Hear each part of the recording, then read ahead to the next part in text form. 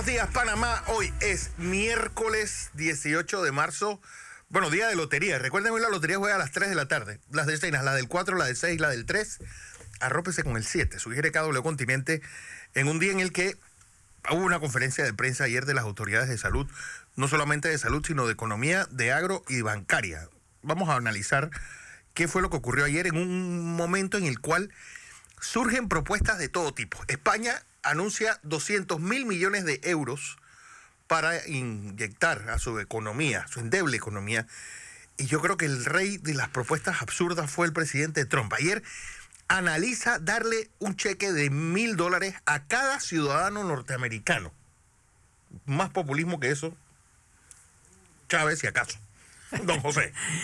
Buenos días, Fernando. Buenos días a toda nuestra audiencia, a usted que nos escucha por KW Continente, a usted que nos ve por Next TV, que se está tomando un café, que está preocupado.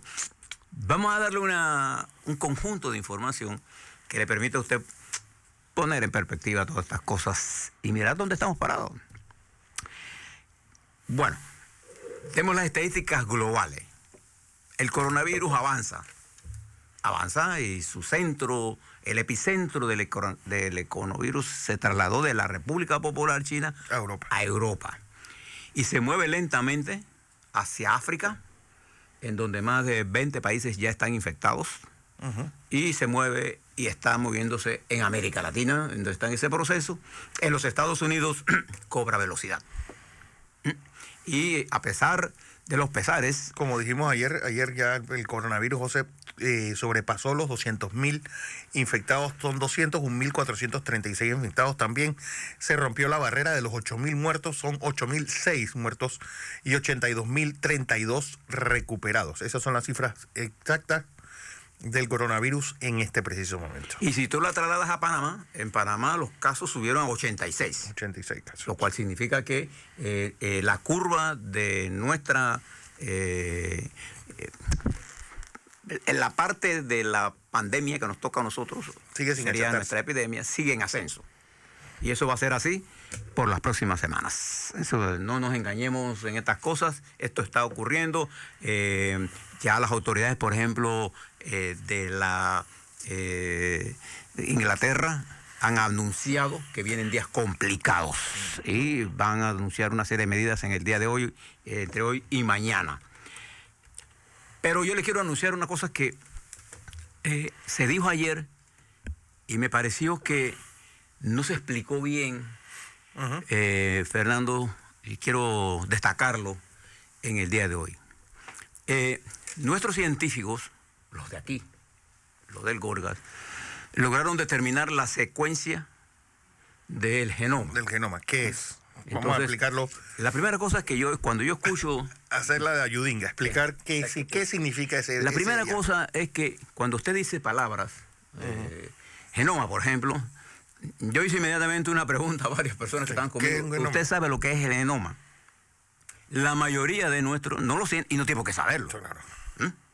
Entonces, el genoma no es más que el conjunto de instrucciones. Eso es un conjunto de instrucciones genéticas que se encuentran dentro de una célula, en el ADN, en el ácido desoxirribonucleico, el DNA, el ácido desoxirribonucleico, que se encuentra en el núcleo de la célula y algunas otras partes, pero se encuentra fundamentalmente allí. Entonces el genoma no es más que esa secuencia genética que determina, por ejemplo, si usted va a ser alto, si tiene los ojos negros, o si este gusano va a tener de tamaño. Y esa es ¿cuál es la importancia de conocer la secuencia genética? ¿Qué es la secuencia genética? Si usted se fija, en el ser humano, usted, yo, Fernando, todos seres humanos, tenemos 23 pares de cromosomas.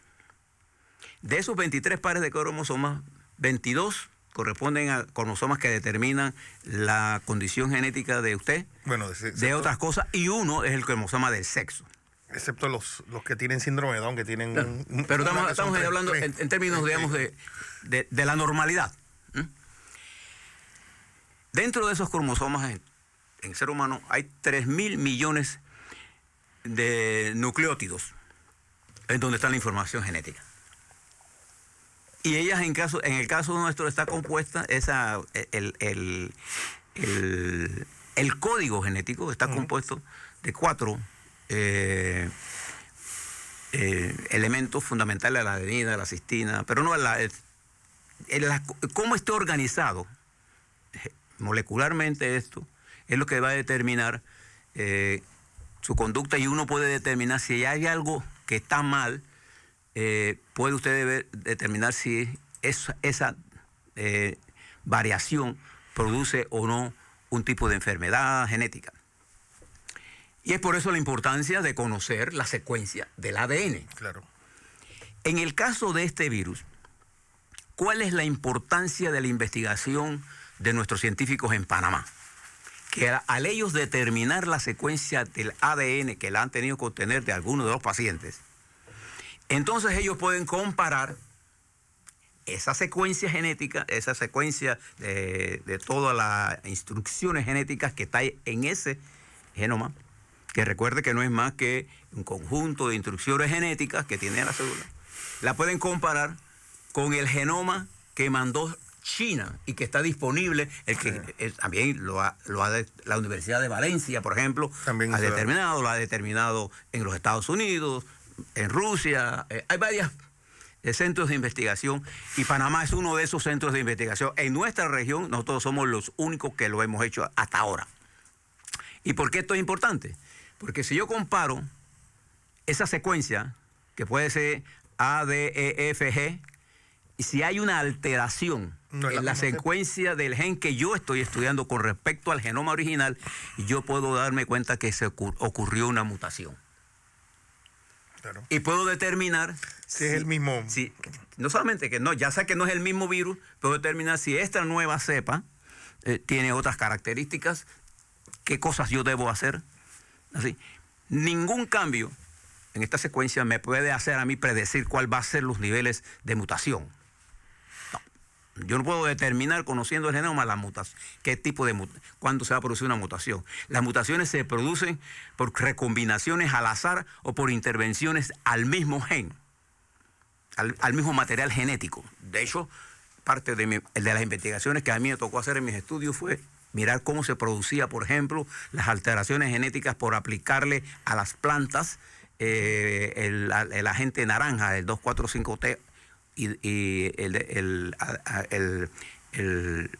un herbicida que se conoce como el agente naranja, que producía alteraciones genéticas. Entonces, el Gorgas ha hecho un paso importantísimo en las investigaciones, y quiero felicitar al equipo de investigadores nuestros que han logrado identificar no el genoma, sino la secuencia del genoma, cómo está distribuido. Ya el genoma chino ya lo tenemos. Ahora, al compararlo, podemos determinar si el europeo, el chino, el americano, cuál es de esos que está aquí, o si es nacional, importado, y si es importado de qué país. Eso es importante. Para ver esto y para determinar después la conducta de su agresividad, su forma de tratarla, sus puntos más débiles. Yo creo que esta es una investigación que debe resaltarse. La primera cosa que debo decir. La segunda cosa que debo decir, que en nuestro país, porque ayer hubo una confusión, no se ha encontrado, hasta donde mi información técnica de hoy, en este momento, siendo hoy las 6:37, un caso en donde el virus sea autóctono. Lo que sí hemos encontrado, gente que se ha contaminado, no habiendo salido, pero que ha estado en contacto con alguien que estuvo... es decir, que alguien fue portador solamente. Sí. Entonces, eso no es un virus comunitario. El virus comunitario es el que es autóctono, no tiene ni contacto, ni tiene nadie con que esa persona haya bregado, con que haya estado fuera, ni que haya viajado, ni etcétera. De manera que virus producido dentro de la República de Panamá, exclusivamente no tenemos. Todas las personas que han sido determinadas, incluyendo determinadas que han estado en contacto, no necesariamente que hayan adquirido. Entonces, una de las normas es que si yo estoy en contacto con una persona que está enferma, entonces yo tengo que reportar eso. Y por procedimiento operativo normal, yo debo estar puesto en cuarentena por 14 días. Wow. Y eso no es que yo escuché a la diputada que nadie le iba a callar. No. Si la diputada estuvo en contacto con alguien que estuvo y que fue diagnosticado con... Yo me hablo de la diputada Zulay Rodríguez. Ella por obligación tiene que estar aislada. Bueno, es que lo raro es que si tú estás prohibiendo aglomeraciones, que también vuelvo y digo, no han especificado qué quieren decir con aglomeraciones las autoridades, porque es un término muy amplio. No sé por qué no cierran la asamblea. Yo voy a decir lo siguiente. Y esto tenemos que ser disciplinados en entender esto. Si usted lo quiere entender, después no se esté quejando. Si usted tiene personas que están en línea y son 10, 15 o 20 y su distancia es menor de 1 metro y 1,5 metros, usted está en una aglomeración. Vale. Ya, pues si usted quiere seguir, hágalo. Bien. ¿Por qué yo le planteo esto? Porque en el mundo nosotros hemos tenido experiencia para manejar esto. Fíjese, le voy a dar algunas tasas de letalidad para que usted compare Panamá. Y voy a decir esta para hacer la siguiente manifestación con respecto al equipo técnico nuestro de salud. Cuando yo comparo la tasa de natalidad, por ejemplo, de natalidad, no, la tasa de letalidad, la tasa de letalidad, recuerde, la tasa de muertes que se produce entre dividir los muertos entre los contagiados. O sea, por ejemplo, en el caso de Italia, la tasa de letalidad, que es la más alta, es de 6,81. Es casi el doble de China, que fue de 3,95% hasta hoy. Que de Inglaterra, que es 1,84%, Corea del Sur, que es 1,94%, y la tasa de letalidad de la República de Panamá, con 86 casos, es de 1,16%. Entonces, ¿cuál es el objetivo de nuestra política para enfrentar al virus? Primero, detener su propagación, de manera que al detenerla, los niveles de infectación bajen y como consecuencia los niveles de muertes se reduzcan.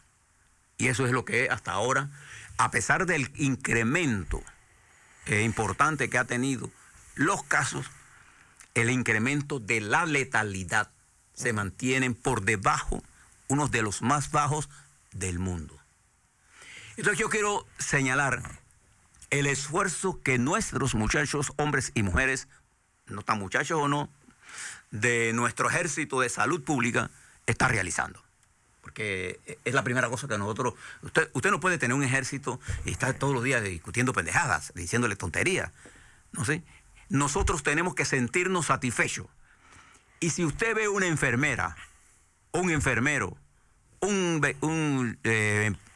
miembro del Ministerio de Salud, de la Caja del Seguro Social, de los hospitales, bríndele todo su apoyo. Exacto.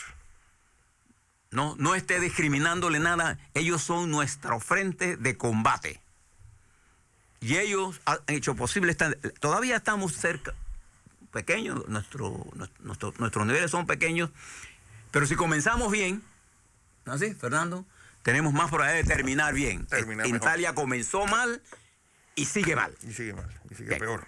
Nada más que quiero darle esas dos cosas, porque además le quiero añadir lo siguiente. Escuchaba ayer al primer ministro nuevamente. Acuérdense que todas las tardes el primer ministro, hora de Inglaterra, Boris Johnson, acostumbrado con su despeinado, no sé si porque no duerme. Escuché al papá de él decir que él estaba en contra de las medidas de su hijo. ¿Cómo? Y en la tarde el hijo dijo, estas son las medidas. Punto. Porque él quería ir al pub. ¿Sabes que en Inglaterra no ir al pub? Eso es como... Sí. Ellos le llaman pub a los bares. ¿No? Sí, pero no es el sentido de bar que tenemos nosotros, porque ahí al final te tomas una cerveza y te vas. Lo que vas es a hablar. A contaminarte. A contaminarte. Bueno, eso es lo que no quiere el papá lo que no quiere el papá de que se tome esa medida. Bueno, y por su hijo, que es el que manda, ha tomado medidas y ha dicho las implicaciones que tendrá para Inglaterra en el plano económico y en el plano de la salud pública y en costos esta situación. Ayer también el presidente de los Estados Unidos participó y habló con más seriedad y después nuevamente salió a una conferencia de prensa anunciando medidas estrambóticas, diría yo, como gastarse $1 trillón para mandarle un cheque a cada norteamericano de $1,000. Recuerda que el presidente está en elecciones, ¿eh? Sí, sí, ahora en noviembre. Y la situación del coronavirus, ¿no se recuerda Trump hablando siempre de cómo iba bien la economía, la bolsa? La bolsa, no, porque el presidente no mira la economía, mira la bolsa.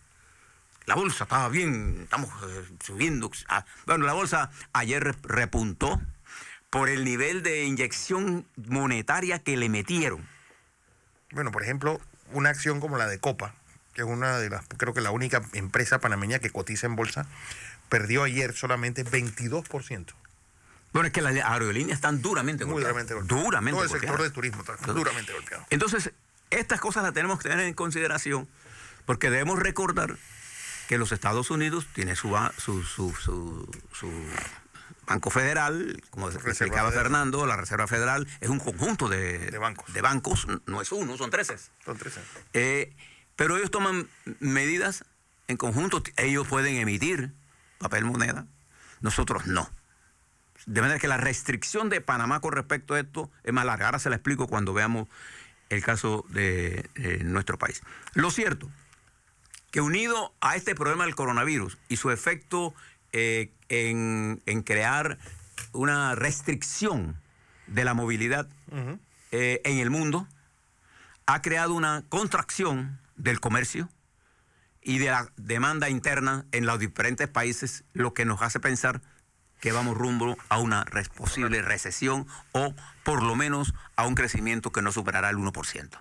Y eso es peligroso para el mundo. El comercio ha caído. Hay países donde usted nada más puede consumir lo esencial. O sea, no se puede ir al turismo. Los países como Italia, España, que viven del turismo, están duramente golpeados. Y en Estados Unidos se calcula que el 20% de la mano de obra será despedida. Y es por eso que este presidente le está mandando $1,000. Para que tenga claro de lo que estamos hablando. O sea, ¿por qué? Porque al tomarse medidas para enfrentar el virus, y el virus se está expandiendo en los Estados Unidos, está en proceso de crecimiento, esas medidas atentan directamente contra la economía local. Y tienen el efecto directo de bajar la demanda sobre los productos que se están sobreofertando. Y entonces, cuando usted no vende, ¿qué hace? Mándese para la casa, cierra. Y esta realidad se le une ahora a la caída vertiginosa del precio del petróleo. Ya está por debajo de los $30. Es más, el precio del petróleo hoy, como está el Texas West o el Brent, como usted quiera, si usted lo tiene por ahí, sí, hoy, se lo podemos dar, hace, por ejemplo, que las plantas de carbón sean más caras e improductivas que las plantas por generación de gas natural, que es lo más barato ahora mismo. ¿Te recuerdan por qué nosotros no tenemos las plantas de gas natural? Hubiéramos tenido una reducción de más del 30% de la tarifa si hubiéramos puesto. ¿Se acuerdan cuántas veces nosotros hemos hablado de esas cosas aquí? Bueno, aquí les tiene. Todavía estamos a tiempo porque el gas natural, por su abundancia, por su bajo precio, por su baja contaminación. ¿Hay contaminación en el gas natural? Sí, pero es mucho menos que las plantas diésel. Y ahora le hablo un poco sobre eso, que está haciendo el gobierno en estas cosas. Pero en el marco de toda esta situación... 28.61 el Brent y el West Texas en 26.94. Mire dónde está. Hace unas 3 semanas o 4 semanas estaba en 56. 56. Mire la caída vertiginosa. Eso va a producir que... Y hace 6 años estaba en 120 y pico. ¿Esto está golpeando duramente a quién? Está golpeando a Brasil, a Chávez. A Venezuela. ¿Pero Chávez? ¿Qué le dice Chávez? A Maduro. Está afortunadamente muerto. A Venezuela, pues. Está golpeando duramente a Guyana, que acaba de arrancar su explosión. Y su explosión. Y ellos estaban calculando 45. Mire por dónde está. A México, Ecuador, Colombia. Y como consecuencia de esto, está reduciendo el valor de su moneda local con respecto al dólar, lo que encarece la importación de productos. Que dicho de paso no hay. Sí, por cierto, que ayer el Fondo Monetario Internacional anunció que le negaba $5,000 millones a Venezuela para frenar la pandemia en un momento en el que Venezuela solamente cuenta con 84 camas en todo el país en las unidades de cuidados intensivos para los enfermos de coronavirus. Y esto es una cosa que va a tener un efecto desastroso. Desastroso. En Venezuela. Y eso se podría convertir en un foco de expansión para todo el norte de Sudamérica. Para todo Sudamérica. Para que estemos claros de lo que estamos hablando. ¿Eh? Bien, hay que separar la política de la salud pública. Bien. Bueno, que lo más probable es que pero es que el gran problema es que Venezuela encima no puede hacer lo que está haciendo España o lo que van a hacer en Italia, de convertir hoteles en hospitales. Porque Venezuela hace muchos años agarró los hoteles y los dejó que la gente viviera en ellos. Así que todos los errores de ayer se van a convertir en obstáculos para hoy. Bien, fíjese, en el marco de esta situación, ¿cuál es el único país que realmente ha salido a la ayuda mundial? La República Popular China, que mandó un avión a Italia, mandó un avión fletado a Zaragoza con más de 500.000 mascarillas, y ha ofrecido la ayuda y su experiencia en materiales, en vacunas, en medicina, en su experiencia. Para que tenga eso. Y hay que decir también, José, que ayer se dio uno de los, incluso es una imagen realmente extraordinaria, cuando sale el último infectado de coronavirus en Wuhan del hospital. Ya en los hospitales de Wuhan no hay una sola persona con coronavirus. Todos ya están fuera. Y eso pues dice mucho de la seriedad y la rapidez con que China atacó este problema. Y fíjese, nuestros amigos de América Latina, México con un incremento importante de la infectación, y el presidente de México sigue insistiendo que él va a seguir abrazando, besando a la gente, en una abierta provocación y falta de responsabilidad frente a una situación que teniendo a los Estados Unidos ahí al lado, sí, con grandes problemas, con la movilidad que hay entre los Estados Unidos. Esa frontera es una de las fronteras donde la gente se mueve. Sí. Y entonces este caballero presidente considera que el populismo pues, es lo que él debe hacer. Bien, México está golpeado y va a seguir siendo golpeado por eso y por la caída vertiginosa de Pemex. No tiene forma de salir de esto. Del hueco que tiene. De este hueco donde está metido. La situación de la economía mexicana es dura, lo que va a imponer el desarrollo más de esa estructura de gobierno corporativo que es todo el sistema de mafias organizadas, no solo para el tráfico de armas, sino para el tráfico y cualquier tipo de delincuencia. Pero le voy a hablar de 3 cosas electorales para que usted tenga del paquete completo hoy. En las primarias que se celebraron anoche en los Estados Unidos, a pesar de que estaban prohibidas, sí, las hicieron de todas maneras. Las hicieron de todas maneras. Hubo primarias en Miami, pero en Florida, Illinois y Arizona. El señor Biden se alzó con 441 de los delegados comprometidos y el señor Sanders con 114. A hoy, la sumatoria está así. Biden tiene 1.142 delegados comprometidos y el señor senador Sanders tiene 861. Falta un grupo de estados. Veo muy poco probable que el senador Sanders pueda superar, porque los estados que quedan son estados más conservadores. Pero además hay un núcleo importante, unos 400, 500, no sé exactamente, de votos comprometidos de la estructura, del aparato del partido que está con Biden. Y hay que sumarle a esto los delegados comprometidos con la senadora, el nombre, y con el señor ex alcalde de Nueva York, Bloomberg. Esos ya él se los traspasó, pero no están contabilizados en estos números. De manera que veo casi prácticamente ya decidido el candidato demócrata, que a su vez dice que él irá acompañado de una mujer como vicepresidenta. En Guyana, ¿se acuerda de esa Guyana próspera, que todavía el coronavirus le ha puesto un frenazo? Todavía no sabemos quién ganó. Caricón está contando, y no sé si está contando con Abaco. Allá hay un desmadre. Y eso va a quedar, no importa quién gane, el que gane no va a tener legitimidad. Podrá ser barnizado de legalidad. Esto le va a pasar lo mismo que en Honduras. En Honduras hubo un fraude electoral con este caballero, presidente Hernández, que fue barnizado de legalidad, pero el gobierno de Honduras no tiene legitimidad. Son dos criterios totalmente diferentes. Y también, presten atención a esto que les voy a decir, y termino con esto.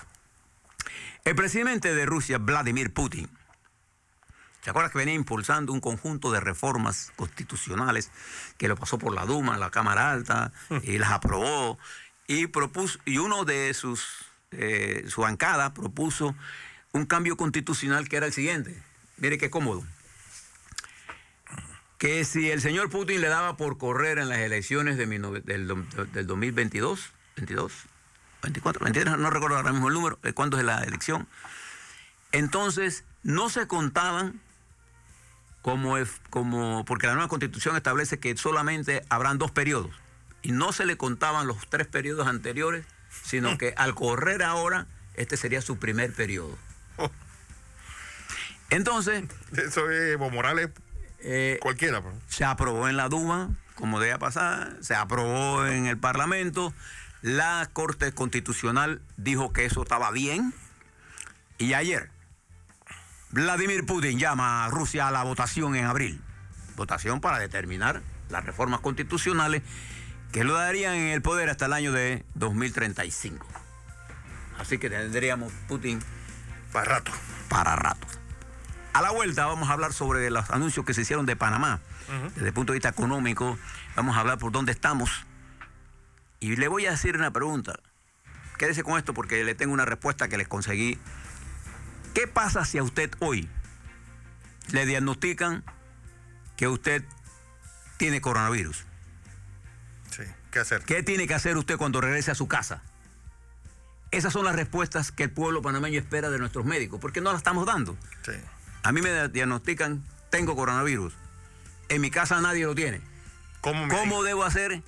¿Cómo se debe manejar? Le voy a dar las indicaciones que la Organización Mundial de la Salud y el CDC le da hoy para ustedes y nosotros se la vamos a poner de primer plato al regresar de Panamá.